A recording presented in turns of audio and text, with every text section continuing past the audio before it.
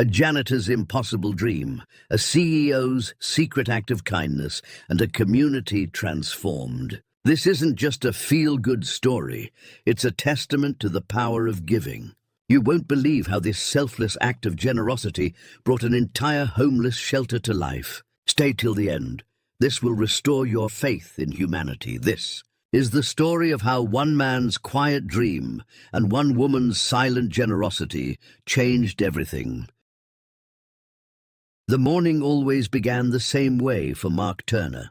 The soft hum of fluorescent lights flickering above the empty corridors of Hamilton Tower, the faint scent of cleaning solution clinging to his worn-out uniform, and the echo of his mop sliding across marble floors that gleamed like mirrors. To everyone else, he was invisible, the quiet janitor who appeared when the office lights went out. But beneath that silence, Mark carried a heart full of unspoken dreams.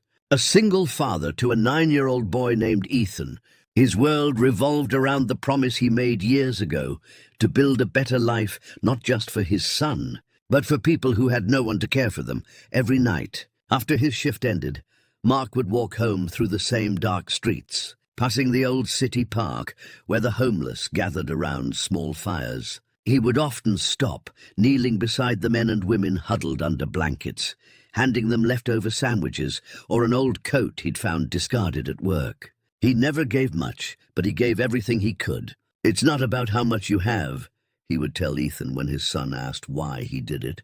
"It's about how much love you put into giving." Those moments stuck with Ethan, watching his father bend down to offer warmth to strangers with nothing more than a janitor's wage. Mark knew struggle. Years ago, when Ethan's mother passed away, he'd been jobless, living out of his old pickup truck with only a few dollars to his name. That pain, the biting cold, the hunger, the shame of being unseen, never left him. It was in those desperate nights that he promised himself, if he ever found stability again, he would create a place for others like him. A place where no one had to sleep under bridges or hide from the cold. A shelter. But every time he said the word, he almost laughed at himself. What could a janitor with a second-hand mop and a small paycheck possibly build? Still, Mark couldn't shake the dream. During his short breaks, while others scrolled through their phones, he sketched rough drawings of what the shelter might look like. Rows of clean beds, a kitchen serving warm meals, children reading books by a window. Sometimes he'd whisper to himself, "One day." And even though no one believed him, that hope refused to die. He taped a piece of paper above his small kitchen table, a hand-drawn blueprint labeled "Home for All." Every time he looked at it, it reminded him that purpose didn't need permission. The world saw a janitor, quiet, ordinary, forgettable. But what they didn't see was the man behind the mop, saving every coin, dreaming every night, praying for a miracle. Mark Turner wasn't just cleaning floors. He was preparing the foundation for something far greater. He didn't know it yet, but his quiet dream was about to echo far beyond the marble halls of Hamilton Tower and into the heart of someone powerful enough to make it come true.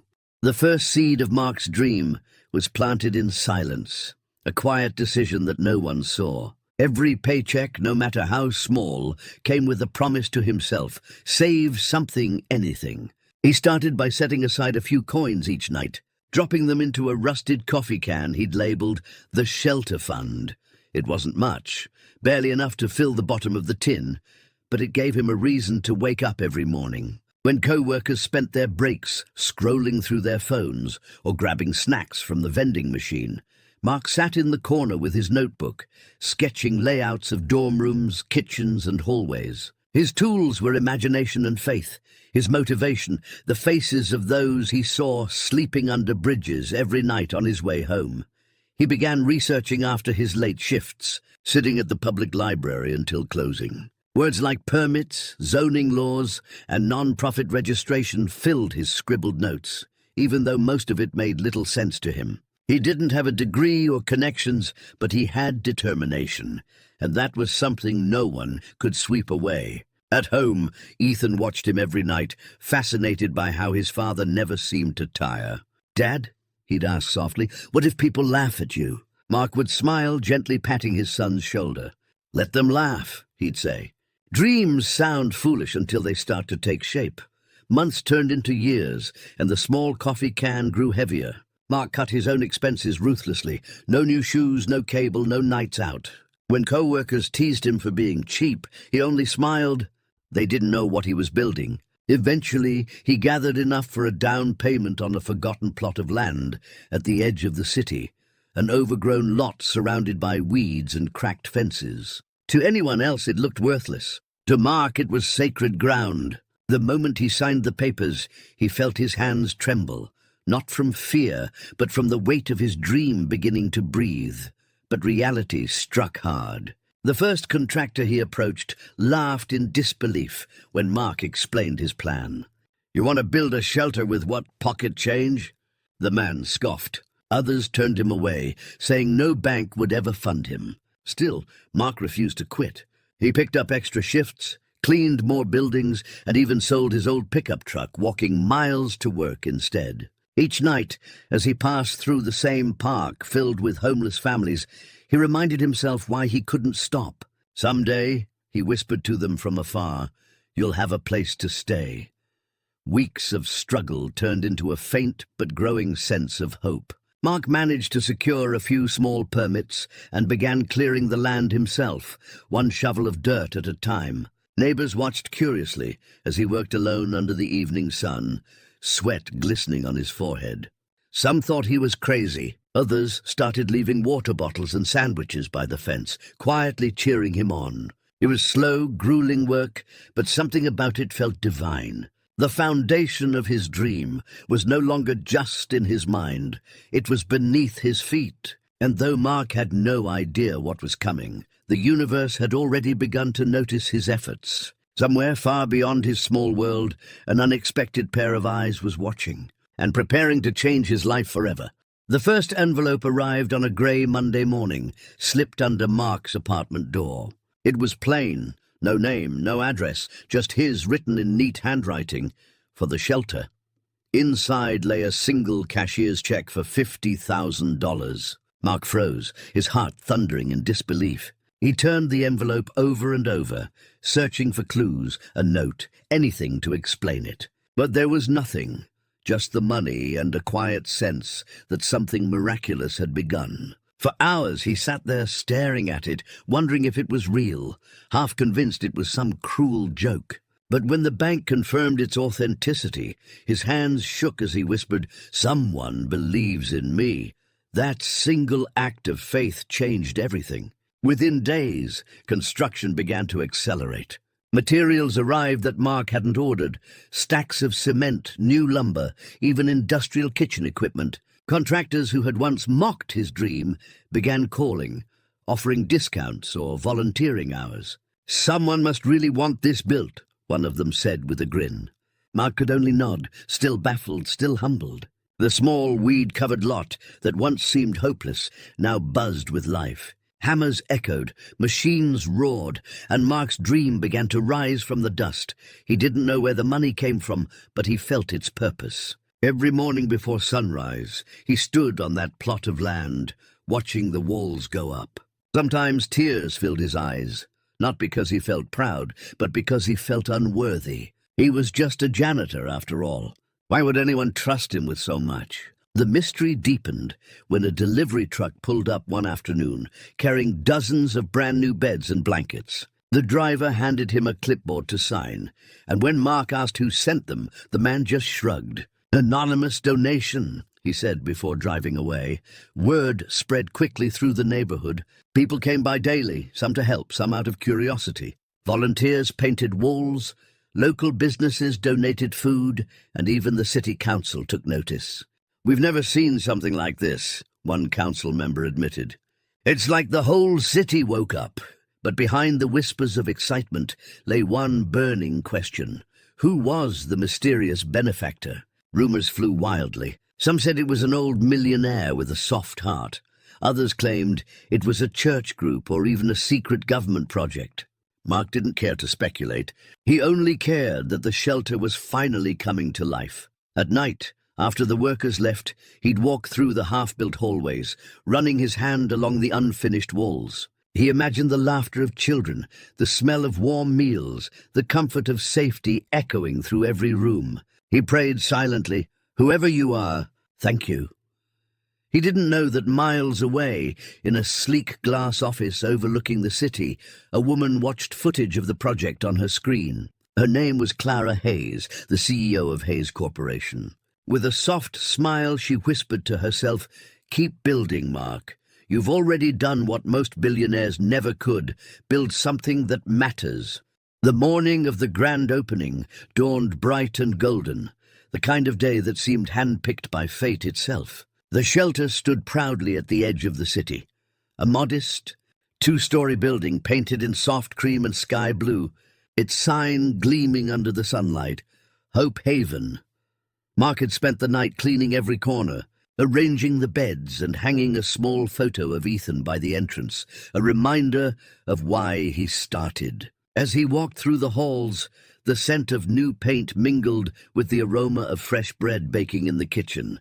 Volunteers moved about, fixing decorations and setting up chairs for the ceremony. Mark's heart swelled with disbelief. He had dreamed of this moment for years, but now that it had come, it felt almost unreal, as if he were living someone else's life. The crowd began to gather, city officials, reporters, neighbors, and families who had once called the streets home. Cameras flashed, microphones were thrust forward, and everyone wanted to hear the janitor's story. Mark stood at the podium, his hands trembling as he adjusted the microphone. "I don't have fancy words," he began softly. "I just have gratitude. This shelter isn't mine, it's ours. It belongs to everyone who ever felt unseen." His voice broke, and the crowd erupted in applause. Yet behind the cheers, one question lingered on everyone's lips. Who was the mysterious donor? As the mayor prepared to cut the ribbon, a hush fell over the crowd. From a sleek black car at the edge of the lot, a woman stepped out, tall, poised, dressed in an elegant white suit that shimmered under the sun. Whispers rippled through the audience.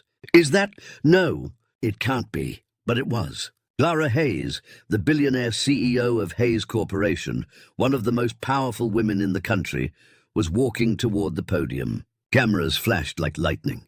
Mark's jaw tightened in confusion. What could someone like her possibly be doing here? Clara approached him with a gentle smile, her heels clicking softly against the pavement. "Mr. Turner," she said, her voice calm but warm, "you built something beautiful here." Mark blinked, stunned. You're the one who—" She nodded slowly. "Yes, but this isn't my story." "Mark, it's yours." The crowd gasped as the truth sank in. The anonymous benefactor had been one of the wealthiest CEOs in the country. When the reporters swarmed her, Clara raised her hand for silence. "I didn't want credit," she said. "I wanted to remind myself what real generosity looks like. I saw Mark one night years ago, giving his dinner to a homeless man outside my building. That moment stayed with me. He had nothing, yet gave everything. I realized that if someone with so little could give so much, then someone like me had no excuse." Tears welled in Mark's eyes. He extended his hand, but Clara shook her head and hugged him instead. "You gave this city hope," she whispered. "I just helped you build it." The crowd stood in silence before breaking into thunderous applause. The ribbon was cut, and Hope Haven officially opened its doors, not as a monument to wealth, but as a testament to the power of compassion. The weeks following the grand opening of Hope Haven felt like witnessing a miracle unfold in slow motion. What began as one man's dream and one woman's act of secret generosity had now blossomed into a living, breathing symbol of second chances. Every morning, as the city awakened, people lined up outside the shelter, not just for a bed or a meal, but for hope.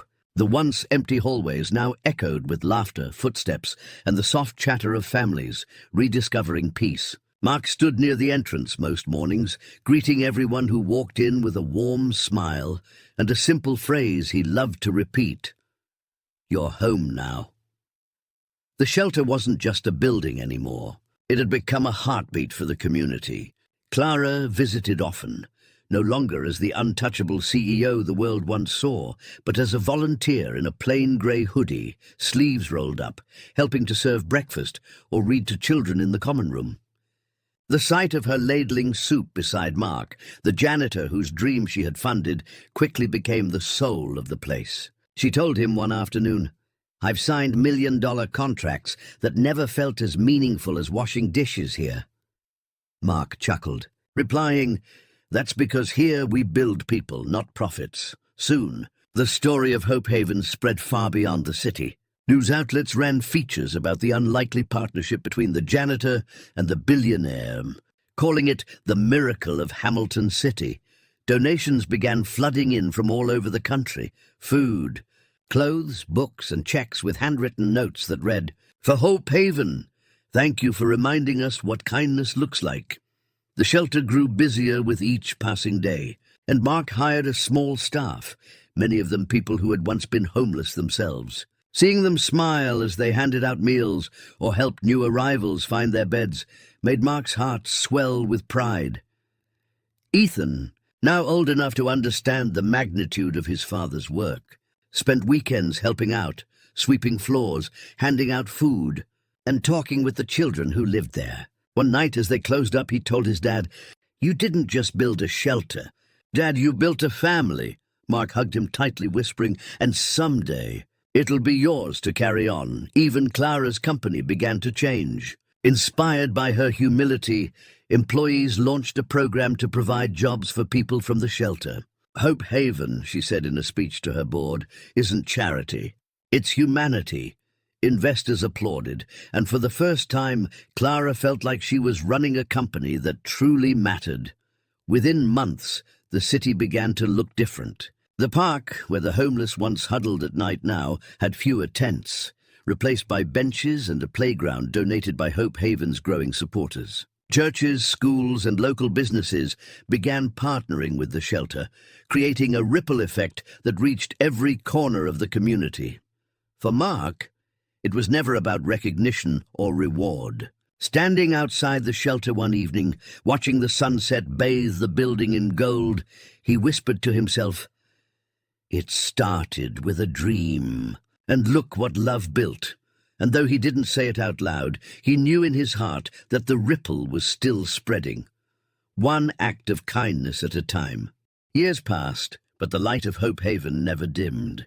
What started as a single janitor's dream had become a cornerstone of compassion in the city, a living monument to what love, faith, and persistence could build. The shelter, once a modest two-story building, had grown into an entire community center with classrooms, job training programs, and even small apartments for families transitioning out of homelessness. The laughter of children echoed through the halls every evening, blending with the aroma of warm meals and the hum of life returning to those who once had none. Mark Turner, now older and slower in his steps, still swept the floors each morning, just as he always had. His mop had become more than a tool. It was a reminder that greatness often begins in the simplest acts of care.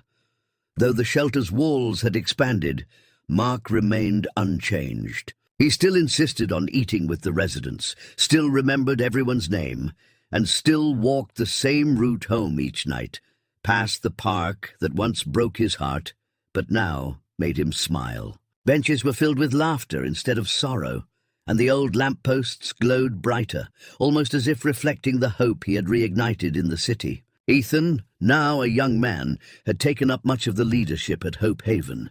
With a calm confidence and his father's humble heart, he managed operations, oversaw new initiatives, and spoke at schools to inspire students to serve their communities. "My dad taught me," he would say, "that no dream is too small when it's built with love." Clara Hayes, the billionaire who once worked in secret, had long since stepped away from her corporate empire. She had found her purpose not in boardrooms, but in the warm smiles at Hope Haven. Every week she volunteered alongside Mark, serving meals or planting flowers in the courtyard. The world knew her name, but at the shelter she was simply Clara, a friend, a mentor, and a living symbol of the change that begins when wealth meets heart. One afternoon, as she and Mark watched children playing near the garden, she turned to him and said softly, You changed more than lives. Marcotte, you changed what people believe is possible. He smiled, eyes misty, and replied, "No, Clara, we did." When Mark passed away quietly one winter morning, the entire city mourned. Newspapers ran headlines calling him the janitor who built hope. At his memorial, hundreds gathered, families who had once been homeless, volunteers, city leaders, and even strangers who had been touched by his story. Ethan stood before the crowd, his voice steady but his eyes glistening. "My father used to say you don't need money or power to make a difference," he said. "You just need to start with one small act of kindness." Behind him, the shelter glowed softly in the winter sun, its sign now bearing new words beneath the name Hope Haven, built by hands that never gave up, funded by a heart that believed. Years later, Hope Haven continued to grow, spreading to other cities under Ethan and Clara's guidance. Each new building carried Mark's name, ensuring that his spirit lived on in every brick, every meal, every life touched. His story became a legend told in classrooms and on screens, not of a rich man or a powerful figure, but of a janitor who believed that kindness could change the world. And in the hearts of everyone he inspired, Mark Turner's dream never ended. It simply kept growing, one act of love at a time. If this story moved you, hit that like button and share it with someone who still believes in kindness. Tell us in the comments, what's one small act of kindness you'll do today? Subscribe to Drew Daily Stories, where everyday heroes inspire extraordinary hope.